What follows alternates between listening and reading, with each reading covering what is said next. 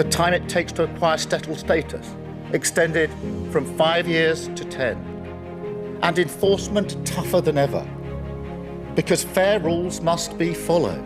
On May the 12th, the UK government announced a major shift in immigration policy. Migrants will now have to live in the UK for 10 years before they can apply for permanent residency, double the current 5-year rule. And here's the kicker. This doesn't just apply to new arrivals. It includes people who've already moved to the UK since 2020. The government is introducing a new earned settlement system.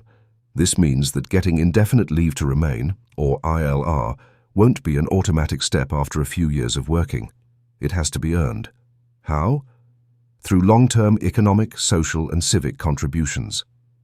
Currently, most workers can apply for ILR after 5 years, if they meet salary, language and residency criteria. But under the new rules, most migrants on work or long-stay visas will have to wait a full 10 years. The message is clear. Temporary migration is no longer a guaranteed path to permanent residence, but there are exceptions. Some people will still have shorter paths to ILR, including spouses and children of British citizens, refugees, and those with humanitarian protection, victims of domestic abuse or trafficking. Here's where it gets interesting.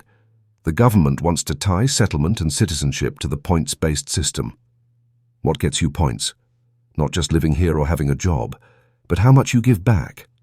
Examples include working in key sectors like healthcare, education, or defense. Innovation in science or the arts. Volunteering or helping vulnerable communities. Strong English skills and civic involvement. Meeting these criteria could fast-track your path to ILR to as little as 5 to 7 years. But the final scoring system, that's still being developed and will go to public consultation in late 2025. Another change. The life in the UK test is getting a makeover. Many say it's outdated and irrelevant. The review could add real-world questions, oral tests, or align it with actual language education.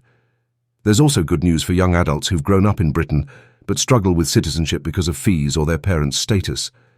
Proposals include lowering or removing fees for under 25s who've lived most of their lives in the UK, easier registration for children born abroad but raised in Britain, clearer rules on proving long-term residency as a child. So what's the big picture? The UK is shifting to a tougher at the start, fairer at the end immigration model. It'll be harder to stay permanently, but if you integrate, contribute, and stick it out, your path to citizenship could actually be more structured and rewarding. These changes will go through a public consultation, so there's still time to shape the outcome. But one thing is clear. If you're living in the UK or planning to move, now is the time to understand where you stand and how to plan for the long term. What do you think about these changes? Are they fair? Harsh? Let us know in the comments.